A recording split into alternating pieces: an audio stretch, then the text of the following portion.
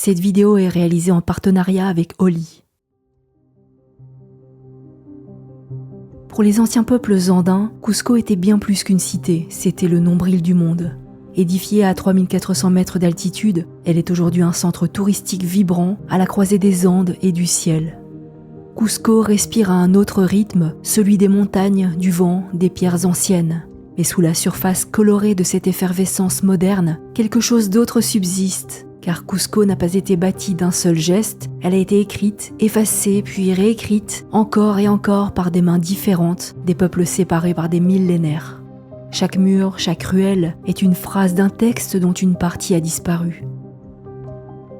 Cusco est un palimpseste, car on y distingue 3 écritures. La plus récente est espagnole, celle des églises baroques, des maisons coloniales aux balcons sculptés.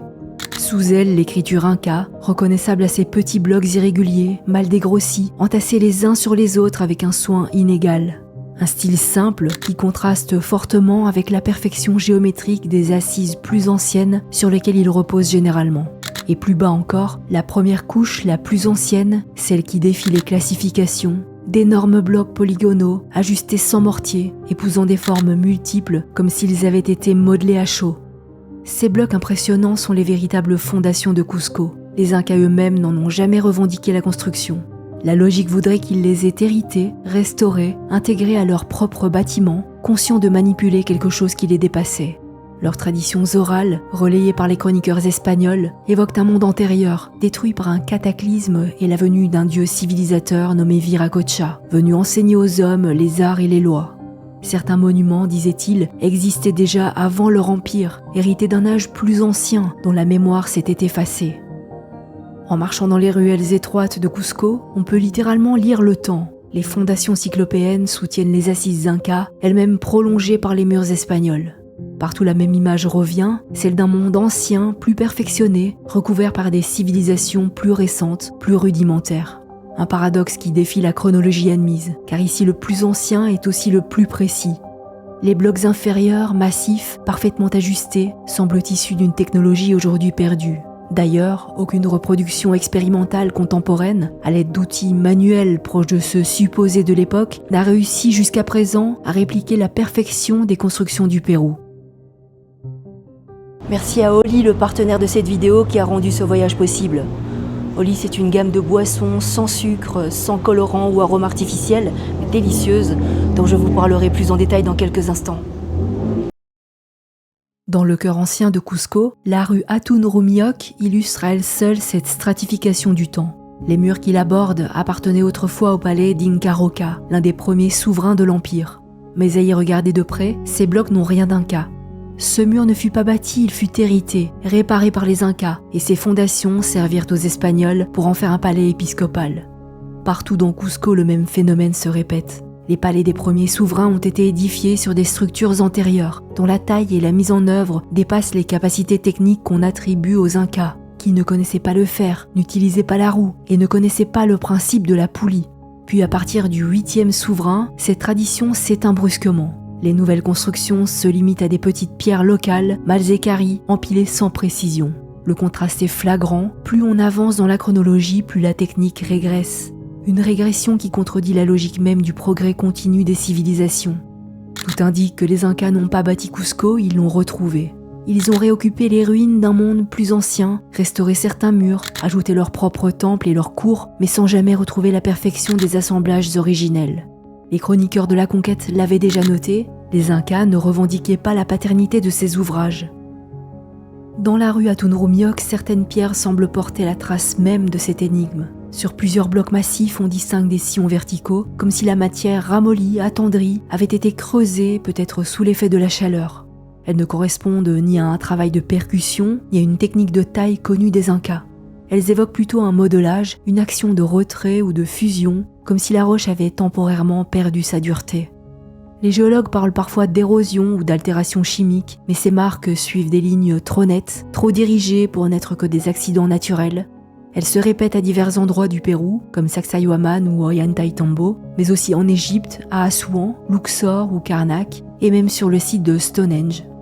Ces traces donnent à penser que les blocs les plus anciens auraient pu être façonnés selon une méthode où la pierre, au lieu d'être frappée, aurait été assouplie, fondue ou découpée par un procédé inconnu.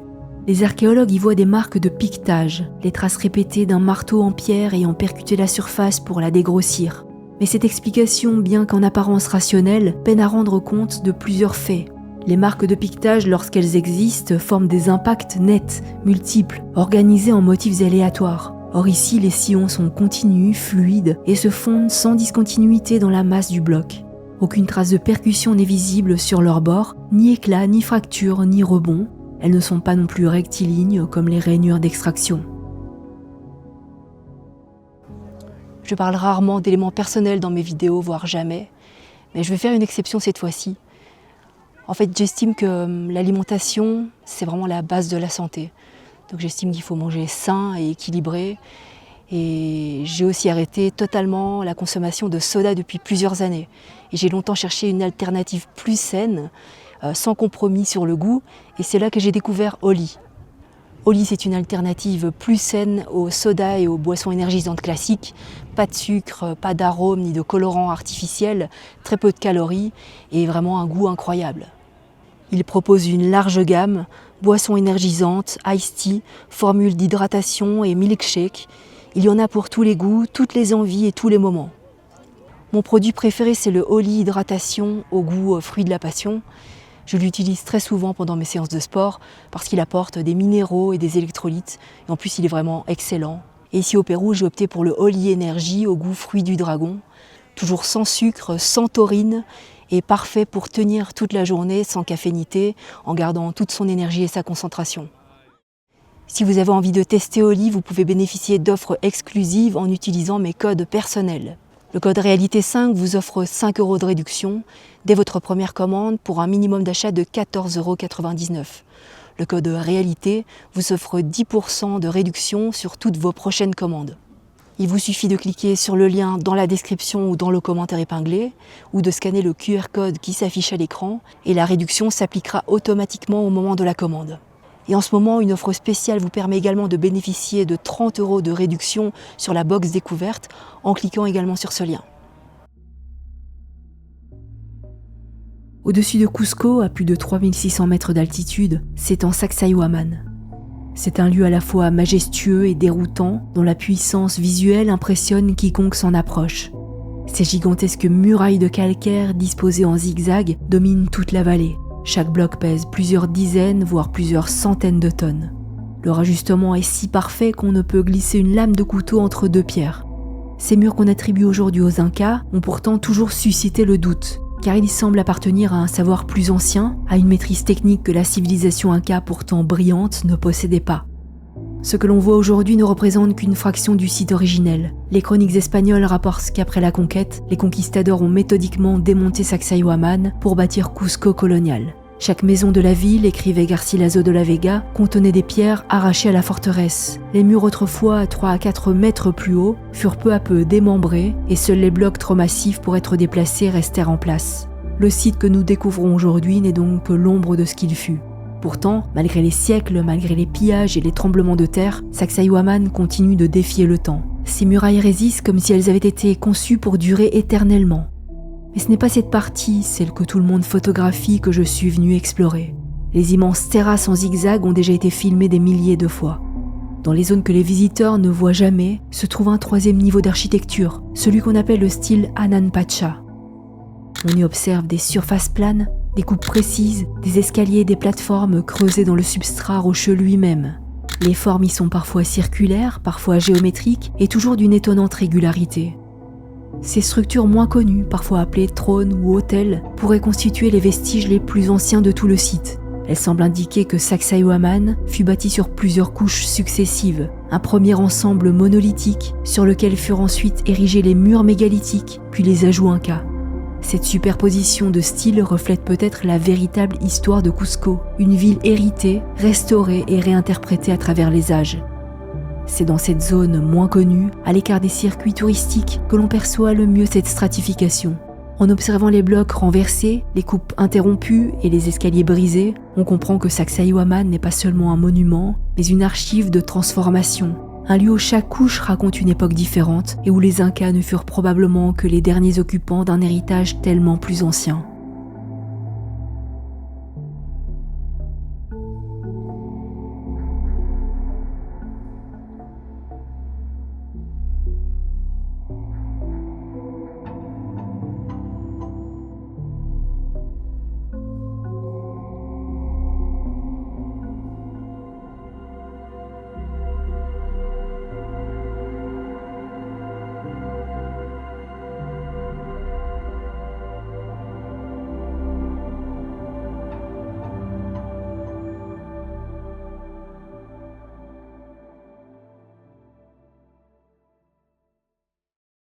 Pour comprendre ce que dissimulent réellement ces étranges réalisations, il fallait aller plus loin, quitter les zones touristiques et surtout rencontrer ceux qui consacrent leur vie à étudier ces vestiges autrement. C'est ainsi que j'ai eu la chance de passer quelques heures en compagnie de Jesús Gamarra. Chercheur indépendant basé à Cusco, il est le fils d'Alfredo Gamarra, l'un des premiers à avoir proposé que les différences visibles entre les styles architecturaux du Pérou traduisent non pas une évolution technique, mais la trace d'humanité successive séparée par des cataclysmes. Jesús Gamarra a poursuivi cette voie. Il a consacré toute sa vie à l'observation des sites mégalithiques andins, développant la classification des 3 âges, Anan Pacha, Uran Pacha et Ukun Pacha. Son travail a inspiré de nombreux chercheurs. Il apparaît dans plusieurs documentaires internationaux, dont la série de Graham Hancock sur Netflix à l'aube de notre histoire. Plusieurs figures reconnues, dont Eric von Daniken, ont sollicité ses connaissances pour approfondir leurs travaux. Au cœur de ses recherches, Jesús Gamarra reprend la cosmogonie élaborée par son père, selon laquelle l'histoire de l'humanité et celle de la Terre elle-même se divise en 3 grands âges, Anan Pacha, Uran Pacha et Ukun Pacha. Anan Pacha ou premier monde correspond à l'ère la plus ancienne. Il se distingue par ses œuvres monolithiques, des formes sculptées directement dans la montagne, taillées dans un seul bloc de pierre. Aucun assemblage, aucune maçonnerie n'y est visible. La roche elle-même devient architecture. Les angles y sont précis, les surfaces polies, comme si la pierre avait été modelée à l'état malléable. Ces structures, souvent en calcaire ou en andésite, représentent la trace d'une technologie perdue, un âge où la matière semblait obéir à d'autres lois physiques. C'est le monde de l'origine, celui d'une humanité primordiale antérieure aux cataclysmes qui ont bouleversé l'humanité il y a 12 000 ans.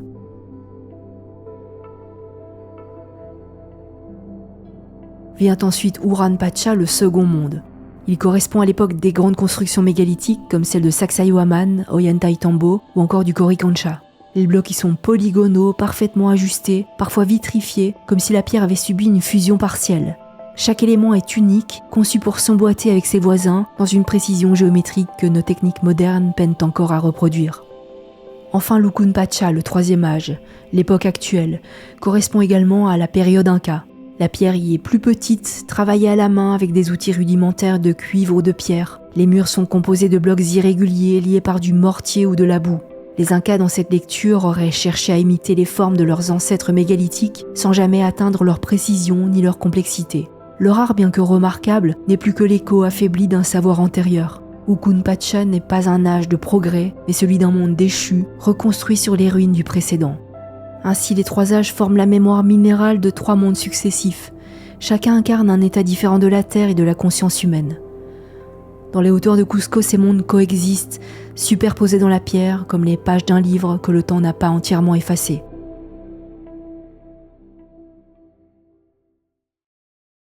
Parler de superposition d'époque prend tout son sens dès qu'on quitte l'axe touristique. Parmi les collines qui dominent Cusco, il existe un lieu dont presque personne ne parle. Il est aujourd'hui connu sous le nom de Zone X. On y accède par un chemin de terre qui s'enfonce dans les hauteurs au-delà du temple de la Lune. Là, le paysage change brusquement. D'immenses affleurements calcaires surgissent de la montagne, creusés de galeries, de tunnels et de cavités qui s'enchevêtrent sur plusieurs niveaux. Certains visiteurs parlent d'une quinzaine de passages souterrains, de couloirs étroits, de chambres taillées dans la roche, parfois si régulières qu'elles paraissent artificielles. D'autres y voient des carrières, des lieux rituels, ou même les vestiges d'un réseau plus vaste relié à Sacsayhuaman, au temple de la Lune. Aucune étude n'est venue confirmer ces hypothèses. La zone X n'a jamais fait l'objet de fouilles archéologiques systématiques. Elle est absente des publications scientifiques, rarement mentionnées dans les inventaires du ministère de la Culture péruvien. Les seules descriptions existantes viennent de guides locaux, de blogs ou de voyageurs. Ce silence académique contraste avec la richesse visible du lieu. La roche y présente les mêmes caractéristiques que celles observées sur les zones les plus anciennes de Sacsayhuaman, surface aplanie, coupe nette, escaliers et sièges directement sculptés dans la montagne. Rien n'y est bâti, tout y est façonné. C'est la pierre elle-même qui devient architecture. Pour qui connaît la classification de Resus Gamara, la zone X incarne parfaitement le style du Hanan Pacha, le premier âge du monde andin, celui où l'homme ne dressait pas des murs mais modelait la montagne. Ce que Resus Gamara me rappelait souvent, durant les quelques heures que nous avons passées ensemble, c'est qu'un site du type Hanan Pacha ne se présente jamais seul. Autour de chaque réalisation monolithique se retrouvent presque toujours les traces des deux autres styles, Uran Pacha et Ukun Pacha. Les époques qui ont suivi n'ont jamais détruit le monde précédent, elles l'ont entouré, comme pour le protéger. Par respect pour leurs ancêtres, les bâtisseurs de l'Uran Pacha ont érigé autour des structures mégalithiques, d'immenses blocs polygonaux qui les encadraient, les mettaient en valeur. Bien plus tard, les Incas ont fait de même, ils ont élevé leurs murs de petites pierres, perpétuant une tradition de vénération envers les œuvres du passé. En descendant à pied de la zone X vers Kenko, j'ai croisé de nombreuses réalisations Hanan Pacha, disséminées dans la montagne comme des vestiges d'un langage oublié. Ici, chaque roche semble avoir été touchée, modelée, creusée, comme si aucune masse minérale n'avait été laissée vierge. Ces formes ne répondent à aucune logique d'extraction, ni à un plan architectural connu. Un peu plus bas, j'ai atteint Kusilu Shayok, que les habitants appellent aussi le temple des singes. Il désigne un vaste affleurement rocheux, orné de figures animales sculptées dans la pierre, singes, serpents, pumas, à peine discernables sous l'érosion. Certaines de ces formes auraient été mutilées au moment de la conquête, quand les conquistadors cherchaient à effacer les symboles sacrés des anciens cultes. Kusilu Shayok n'apparaît dans aucun parcours officiel, on y accède librement, sans billet. La roche polie et creusée porte toutes les caractéristiques du style Hanan Pacha. Surface plane, trône monolithique, marches taillées dans la masse, formes abstraites, rien n'est construit, tout est façonné. C'est un lieu à la frontière entre nature et architecture, entre technologie que l'on ne peut entrevoir avec nos connaissances actuelles et une forme d'art à part entière. À Kusilu Shayok, comme ailleurs autour de Cusco, on perçoit ce dialogue entre les mondes. Les formes monolithiques du premier âge coexistent avec des structures mégalithiques plus tardives, puis avec les maçonneries incas. Trois époques superposées, mais un même esprit de vénération, comme si chaque ère avait voulu préserver la mémoire de celle qui l'avait précédée. En continuant vers le sud-ouest, j'ai atteint Kenko Chico, à ne pas confondre avec Kenko. De loin, c'est une énorme masse minérale, recouverte de terre et d'herbe et ceinte d'une muraille mégalithique. Rien depuis l'extérieur n'indique la véritable nature du lieu.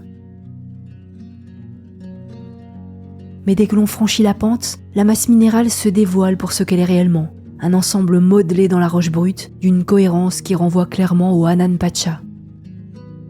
Les surfaces planes s'intègrent aux courbes naturelles, comme si elles en étaient l'évolution logique. Les angles ne s'opposent pas aux arrondis, ils les prolongent, ils les accompagnent. On ne distingue pas d'intention utilitaire immédiate, mais plutôt une manière de dialoguer avec la matière, d'en dégager les formes latentes. Kenko Chico donne l'impression d'un atelier à ciel ouvert où l'on aurait expérimenté une esthétique aujourd'hui perdue. Une forme d'art très ancienne, née à une époque où la pierre semblait se plier aux intentions de ses créateurs, comme une matière souple que l'on modelait avant qu'elle ne durcisse pour l'éternité.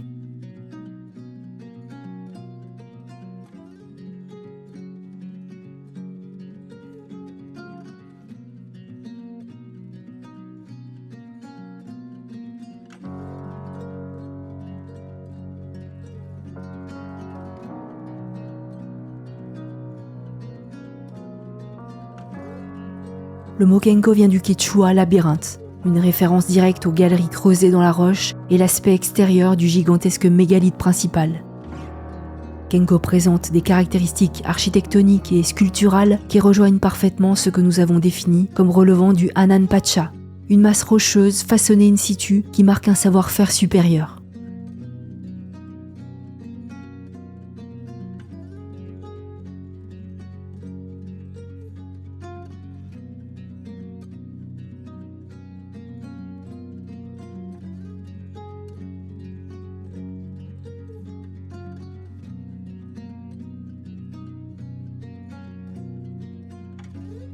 L'amphithéâtre est d'ailleurs ceint d'une muraille mégalithique, preuve que plusieurs styles coexistent.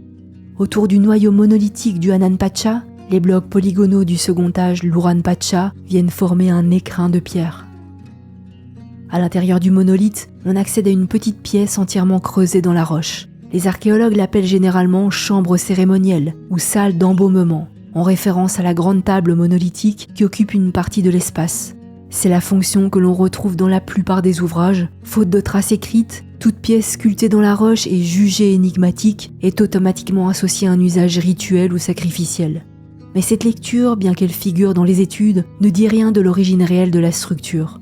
La pièce, taillée dans un seul bloc, présente des surfaces vitrifiées qui ne correspondent à aucune technique proprement Inca. Rien ici n'évoque leur maçonnerie habituelle, pas de blocs rapportés, pas de mortier. L'ensemble ressemble davantage à une architecture monolithique du Hanan Pacha qu'à une création Inca. Vous avez peut-être tiqué sur le mot vitrifié, en vous disant qu'il ne s'agissait que d'un polissage, d'une usure due au passage ou encore d'un frottement abrasif du sable. Pourtant, la vitrification désigne un phénomène très précis. C'est la transformation superficielle d'une pierre en une couche continue à l'aspect vitreux, généralement obtenue par l'action d'une chaleur intense. Dans les conditions naturelles, on ne rencontre ce processus que dans les environnements volcaniques ou métamorphiques, où les roches sont exposées à des températures dépassant facilement les 1000 degrés. Hors de ces contextes, seuls les fours et les procédés céramiques permettent d'atteindre ce type de résultat. La vitrification implique donc une énergie considérable, contrôlée et difficilement compatible avec un simple usage de la percussion ou du polissage manuel. C'est précisément cette distinction qu'a mis en évidence une étude scientifique, entreprise par Jesus Gamarra et Jan-Peter de Jong, portant sur un fragment de pierre prélevé dans une grotte proche de Cusco, dans un contexte très similaire à celui de Kenko. J'ai visité le lieu de prélèvement qui se nomme Titicaca, qui est également peu connu et peu visité. Regardez comme les parois sont réfléchissantes.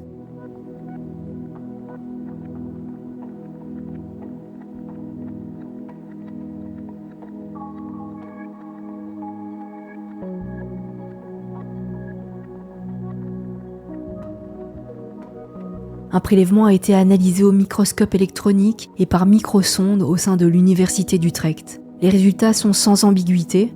Le cœur de la pierre est un calcaire parfaitement ordinaire, conforme à la géologie locale, mais la surface vitrifiée présente une composition totalement différente. Teneur élevée en silice, en aluminium et en magnésium, présence accrue d'oxygène, diminution nette du calcium. Les deux zones, la roche brute et la couche vitrifiée, sont séparées par une zone intermédiaire où les éléments se mélangent progressivement, ce qui exclut l'hypothèse d'un simple dépôt superficiel ou d'un vernis naturel. Il s'agit bel et bien d'une couche ajoutée puis chauffée, comparable dans sa composition à une glaçure céramique. Cette conclusion élimine plusieurs explications usuelles. Ni le polissage manuel, ni l'érosion chimique, ni les frottements dus au passage ne peuvent produire une couche vitreuse de composition différente du substrat. Pour obtenir un tel résultat, il faut appliquer sur la roche un mélange minéral, puis le porter à des températures dépassant largement celles obtenues par combustion ordinaire.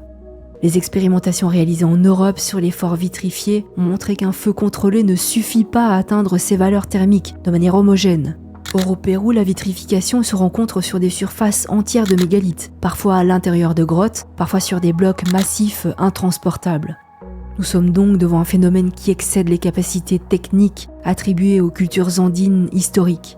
Le procédé, la source de chaleur, les outils, l'objectif même de cette vitrification demeurent inconnus. Mais cette étude écarte définitivement l'idée d'un simple polissage ou d'une érosion naturelle. Elle atteste l'existence dans les Andes d'un traitement thermique de la pierre qui n'a jamais été reproduit expérimentalement avec les techniques supposées de l'époque.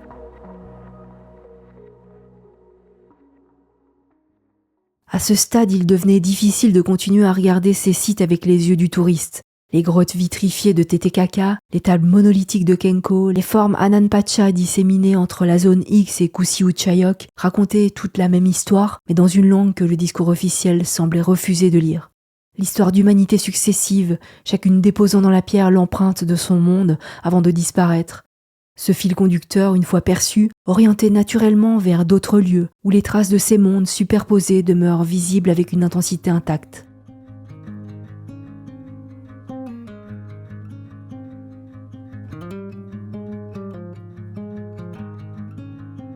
À une trentaine de kilomètres de Cusco, un autre site attend, rarement évoqué dans les guides, mais dont la singularité éclaire encore davantage ce que j'avais commencé à percevoir, Kiya Rumiok. Son nom signifie le lieu de la pierre de la lune. Officiellement, les archéologues y voient un centre cérémoniel dédié au calendrier agricole, un espace rituel où les Incas auraient observé les cycles célestes. Mais en approchant du site, cette lecture semble trop étroite pour rendre compte de ce qui se dresse là. Car sur un immense affleurement rocheux, une niche monumentale a été sculptée avec une précision qui détonne immédiatement avec les techniques attribuées aux Incas. L'arc parfait, les reliefs réguliers, les coupes angulaires, la maîtrise géométrique du volume, tout indique une intervention directe sur la roche brute, dans la continuité du style Ananpacha. La pièce sculptée n'est que la partie la plus visible d'un ensemble plus vaste. Sur le côté, la roche porte une extraction typique du Ananpacha, une coupe nette, parfaitement plane, qui montre comment les anciens bâtisseurs modifiaient la montagne sans la fragmenter. Autour de cette intervention originelle, les blocs polygonaux de l'Uranpacha ont été disposés comme un rempart, un écrin destiné à entourer et protéger les vestiges les plus anciens.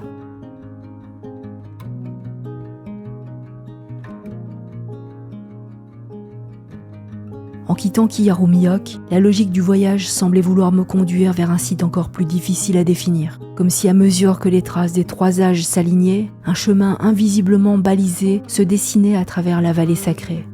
Ce chemin menait à Nopa Iglesia. Nopa Iglesia se dévoile au terme d'une montée raide sur un escalier abrupt qui s'élève entre les roches. Au sommet, la montagne s'ouvre brusquement sur une cavité triangulaire, une grotte pyramidale dont la forme naturelle semble avoir été choisie ou peut-être même préparée pour accueillir une œuvre d'un autre âge.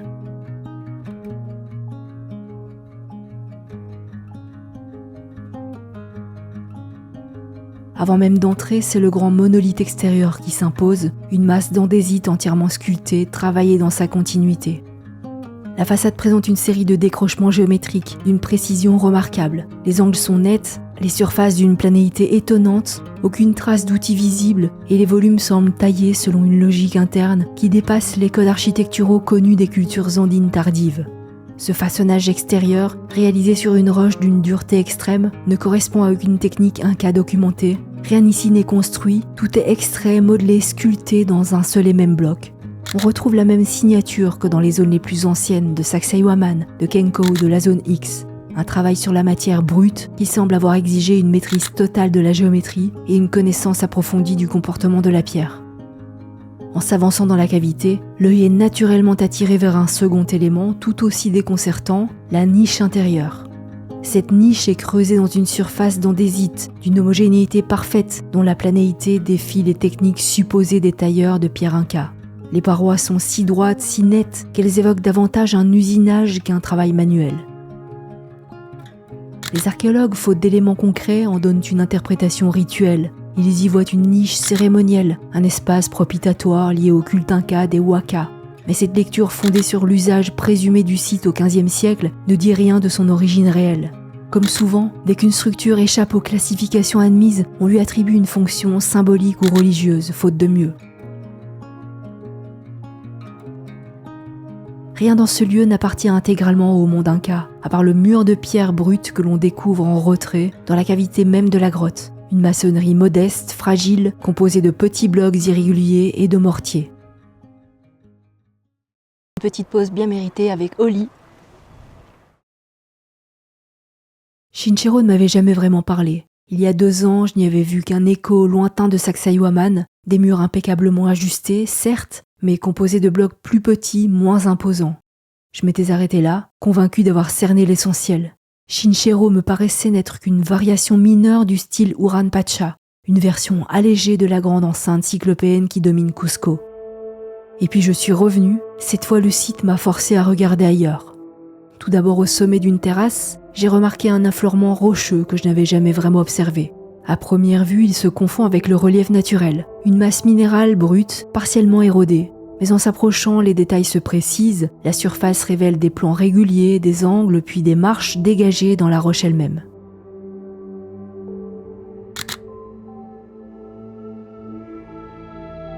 J'aperçus ensuite en contrebas des murailles une masse minérale que je n'avais pas vue la première fois.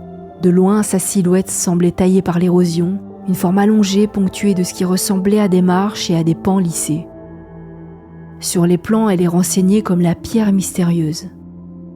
Pour l'atteindre, il fallait descendre un escalier étroit et raide. Je m'y suis engagé lentement, À mesure que je perdais de l'altitude, la masse rocheuse qui paraissait anodine depuis le haut dévoilait ce que la distance dissimulait.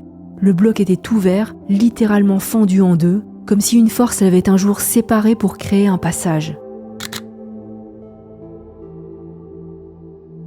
Au pied de cette anfractuosité, un détail frappant complétait la scène. À seulement quelques mètres de l'ouverture, un mur mégalithique éposait la ligne de la terrasse, construit avec des blocs polygonaux dont l'assemblage révélait une maîtrise ancienne. Placé là, face à la fissure, il semblait répondre silencieusement à la pierre fendue. En franchissant cette ouverture, j'ai eu la sensation très claire d'entrer dans un espace à part. Tout ce que j'avais observé jusque-là trouvait soudain un écho plus profond, comme si depuis le début, Shinshiro m'avait guidé vers ce point précis. Un lieu invisible aux touristes, ignoré des guides, mais qui condense en quelques mètres tout ce que ce site tente de dire. Une architecture enfouie, dissimulée sous les strates du temps, encore pleinement lisible pour qui accepte de s'y engager.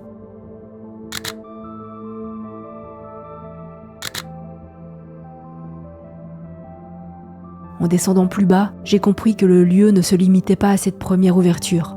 La masse rocheuse était en réalité fissurée en plusieurs points. En longeant ces fractures, d'autres formes apparaissaient, des parois soigneusement dégagées, des volumes rectilignes inscrits dans la masse brute, et même des niches taillées avec une précision qui n'a rien du hasard. L'ensemble évoquait un espace ancien où la roche avait été modelée pour organiser des passages, des seuils, peut-être même des lieux de dépôt. À cet endroit, Shinshiro laisse entrevoir ce qu'il était avant d'être repris, modifié, recouvert. Un relief travaillé en profondeur, organisé selon une logique qui précède les niveaux supérieurs et leurs murs polygonaux.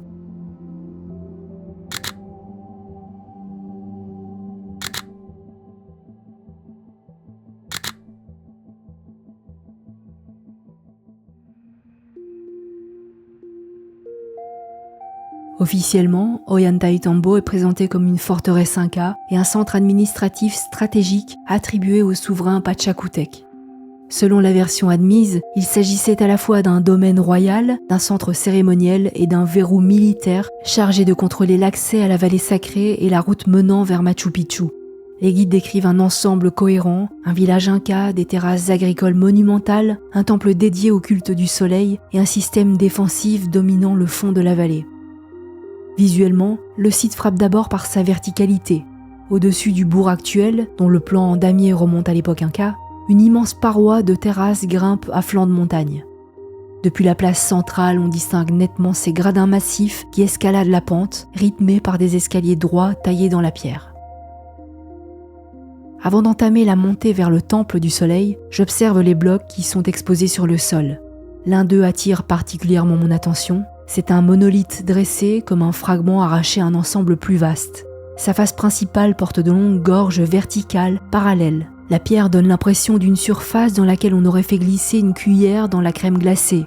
La matière semble avoir été retirée en bandes continues, sans choc visible, sans éclat comme on l'attendrait d'un simple travail de percussion. Officiellement, on parlera de traces d'extraction ou d'éclat naturel liés à l'altération de la roche. Pourtant, ces gorges régulières rappellent trop précisément d'autres marques observées à Cusco, à Sacsayhuaman ou encore dans la carrière d'Assouan en Égypte pour qu'on les réduise à de simples accidents. Ici, dès le pied des terrasses d'Ollantaytambo, ce bloc isolé semble déjà poser la question centrale du site: quelle technologie utilisaient ces peuples du premier âge ? Évoquer une technologie du premier âge ne revient pas à projeter nos propres outils modernes dans le passé, mais à reconnaître que notre imaginaire technique est lui-même limité par ce que nous connaissons aujourd'hui. Nous pensons maîtriser la matière, la chaleur, l'énergie. Nous croyons disposer d'un arsenal de connaissances suffisant pour juger du possible et de l'impossible. Pourtant, face à ce type de traces, nous nous heurtons à un mur conceptuel. Ce que nous observons ne correspond à aucune technique répertoriée dans notre histoire récente.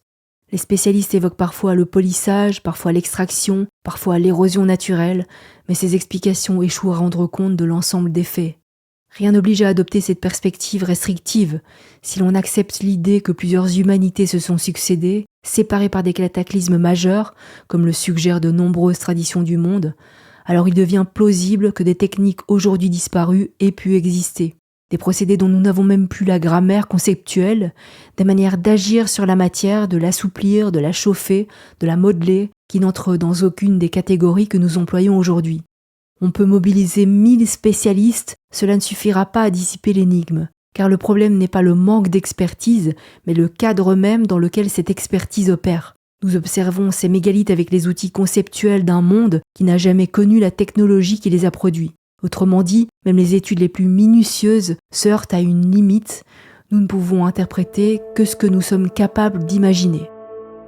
Les terrasses superposées d'Ollantaytambo ne forment pas un ensemble uniforme. Ce sont des strates de techniques différentes, juxtaposées l'une sur l'autre, comme si plusieurs époques avaient tour à tour tenté de restaurer un édifice dont elles ne maîtrisent plus les fondations. Les assises monumentales sont traversées ici et là par des réparations plus tardives, des rangées de petites pierres irrégulières grossièrement entassées les unes sur les autres pour combler les lacunes. Ces remplissages sont sans équivoque, il s'agit d'interventions inca. On y reconnaît leur style tardif, celui de l'Okun Pacha, où la pierre n'est plus maîtrisée. Les gigantesques terrasses ont elles-mêmes été recouvertes par de la maçonnerie de ce style.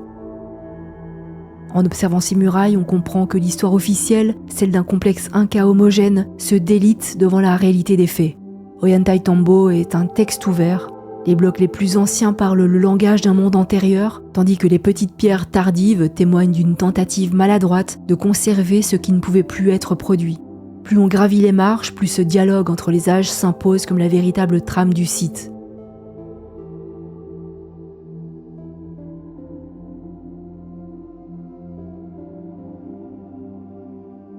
Arrivé au sommet des terrasses, la magnifique muraille mégalithique se dévoile. Chaque bloc possède sa propre géométrie, ses angles, ses convexités, ses décrochements. Aucun n'est identique à son voisin, et pourtant l'ensemble forme une façade d'une cohérence absolue. Les joints sont si précis qu'ils dessinent des lignes fines, presque graphiques, qui structurent davantage la muraille qu'elles ne la séparent.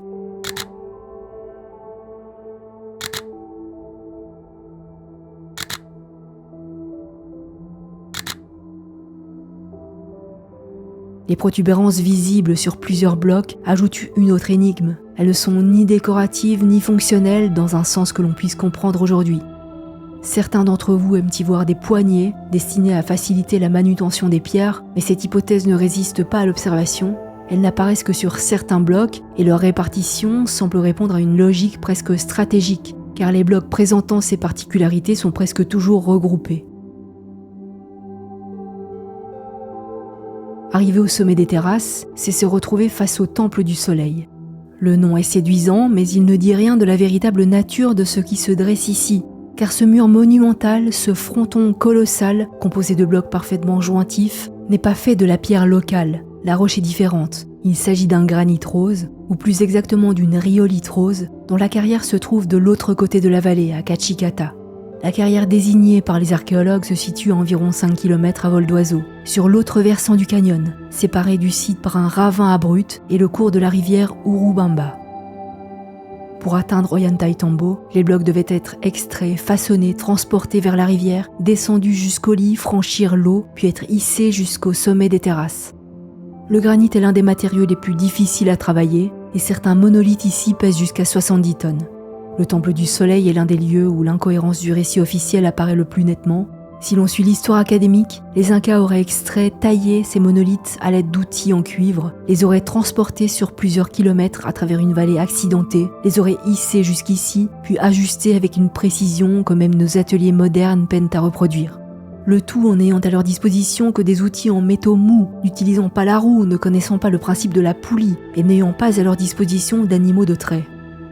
Face à ce prodige d'architecture, je ne peux m'empêcher de repenser aux dires de Garcilaso de la Vega, qui présentait son propre peuple comme ignorant presque tout des sciences et des mathématiques et transportant toute charge lourde à dos d'homme. Les Incas ont occupé ce lieu, l'ont restauré, consolidé, sacralisé, mais ce qu'ils ont trouvé ici les dépassait, tout comme cela nous dépasse encore.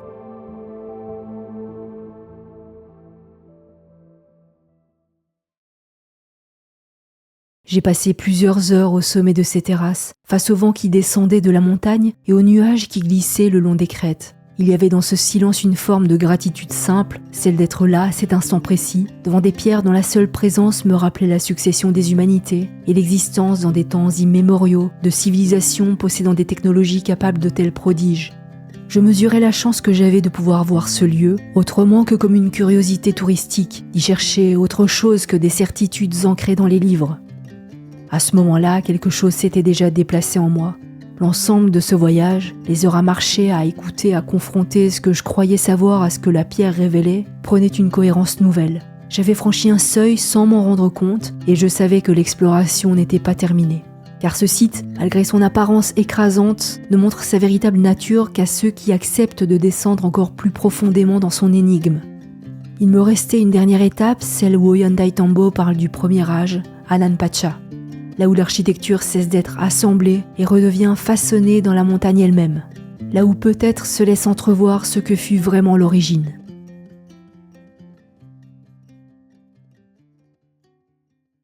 En redescendant, une dalle massive taillée directement dans le substrat retint mon attention.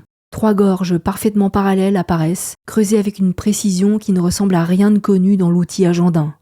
Les sillons sont rectilignes, leurs bords nets, sans éclat ni bavure. La trajectoire est régulière, comme si le geste qui les a produits avait suivi un mouvement continu, comme des roues qui avancent dans du béton encore liquide. La profondeur elle-même ne varie presque pas, ce qui exclut un travail par percussion, qui se caractérise toujours par des creux irréguliers et des impacts visibles. La matière n'a pas été cassée ou fendue, elle a été retirée en laissant derrière elle ces gorges trop régulières pour être attribuées à des coins de bois, des percuteurs en pierre ou des maillets en bronze. On remarque que le sommet de cette même masse rocheuse porte exactement le même type de traces. La surface supérieure semble avoir été entamée par des bandes successives, comme si une couche avait été retirée en nappe continue. Un peu plus loin sur le site, après avoir dépassé d'autres terres à 5K, tout ce que nous avons évoqué prend forme. La montagne se dresse ici comme un livre ouvert, et chaque paroi porte la marque d'une intervention qui ne peut pas être confondue avec de simples irrégularités naturelles. D'immenses pans de roches ont été découpés selon des lignes franches, comme si l'on avait retiré des volumes entiers pour révéler des surfaces planes d'une étonnante netteté. Certaines zones semblent avoir été évidées à la verticale d'un seul geste, laissant des coupes géométriques parfaitement intégrées au relief. Rien dans ces façonnages n'évoque une carrière ou un travail préparatoire. Les surfaces sont trop régulières, trop maîtrisées pour être le produit d'un piquetage manuel. On y retrouve au contraire cette signature propre aux structures du Hanan Pacha. Des plans taillés directement dans la montagne, des décrochements qui suivent une logique interne, des volumes qui ne répondent ni à un usage défensif, ni à une fonction rituelle. Ici, la pierre n'est pas assemblée, elle est modifiée. La montagne elle-même devient structure. En progressant encore, l'œil est attiré par cette composition minérale étrange, un assemblage de formes géométriques d'une vingtaine de centimètres de haut. Ce dispositif semble servir de repère, car juste à côté, dissimulée en hauteur, apparaît une petite surface quadrillée. Une petite surface de pierre gravée en cases régulières, comme si la pierre avait été marquée selon un protocole précis dont nous avons perdu la logique. Les lignes sont droites, constantes, sans aucune des irrégularités que produisent normalement les outils manuels ou les instruments métalliques modernes. Rien n'évoque ici une intervention récente, et cette géométrie ne correspond à aucune technique inca répertoriée.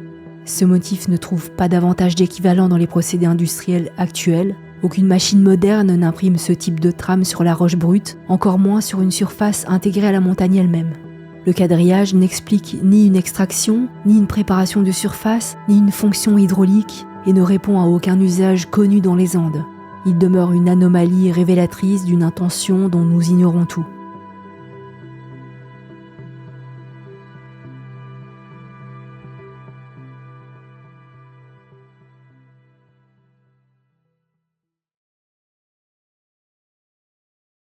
Quelques jours avant mon retour en France, je suis revenu à Cusco.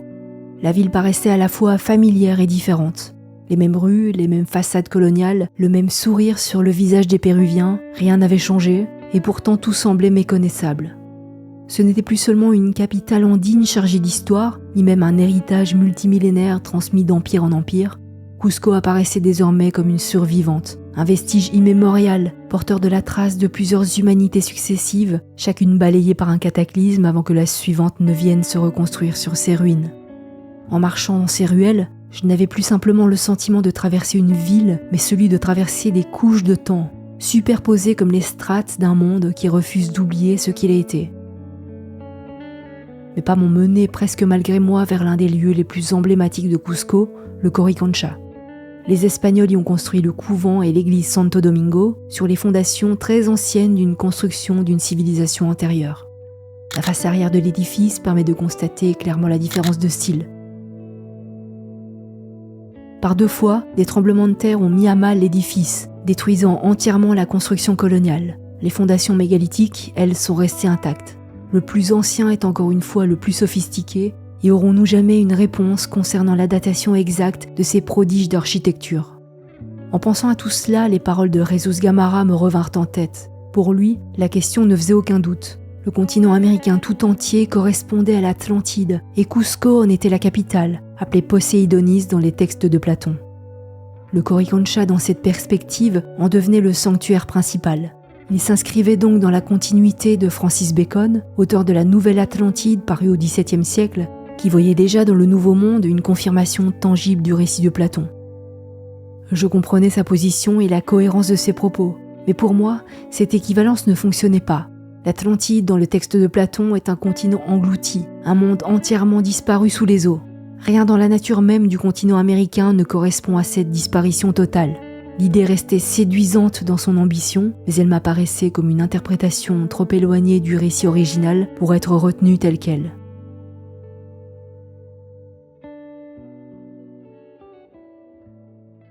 Déambuler dans le Coricancha parmi ces murailles parfaites aux jointures presque indiscernables, c'est retrouver cette précision architecturale qui traverse la plupart des vestiges du Pérou. Rien n'est laissé au hasard, chaque surface est plane, chaque arête contrôlée, chaque bloc posé comme s'il devait s'aligner avec tout le reste.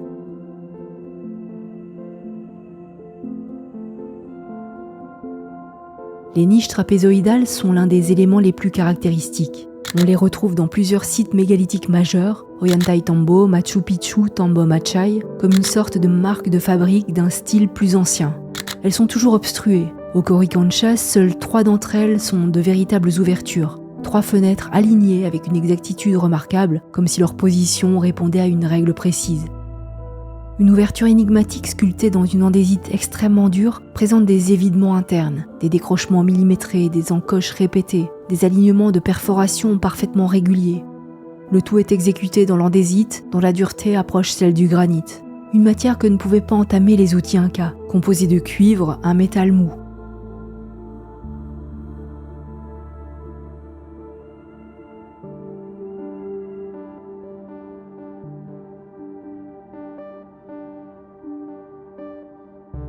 Juste à côté, les interventions espagnoles, pourtant équipées d'outils en acier, racontent la même histoire d'un échec technique cuisant. Lorsqu'ils ont voulu modifier ces mêmes parois, lorsqu'ils ont tenté de retailler, d'agrandir ou d'adapter ces blocs pour leurs propres besoins, ils n'ont laissé que des amputations irrégulières, des arêtes arrachées, des tailles hésitantes. Là où les blocs d'origine révèlent une science avancée de la géométrie, du retrait de la matière et de la maîtrise des contraintes internes de la roche, leurs retouches ne témoignent que de lutte, de contraintes et d'échecs. 2 blocs dans tout l'édifice présentent une surface étrangement lisse, comme satinée, presque fondue.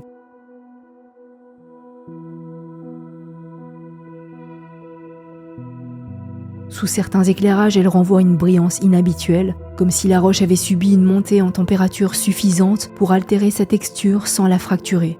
Elles sont vitrifiées. Je n'ai pas plus d'explications que celles que j'ai déjà pu exposer plus tôt. Ces 2 blocs sont là, pourquoi je l'ignore, et je ne m'aventurerai pas dans la formulation d'hypothèses se heurtant à la même limite. Nous ne disposons d'aucun modèle, d'aucun équivalent contemporain pour éclairer ce que nous observons. Sur l'une des terrasses, une portion de muraille présente des excroissances de pierres saillantes, réparties de manière apparemment intentionnelle, mais dont la fonction demeure impossible à définir.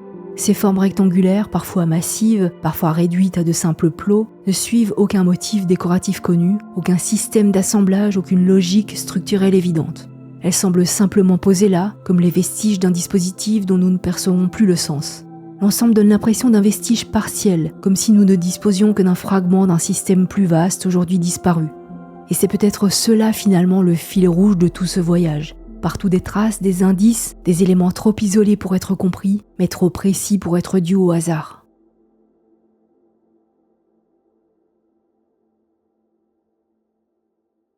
Avant de reprendre l'avion, je marche une dernière fois dans la rue Atun Rumiyok et Inca Roca.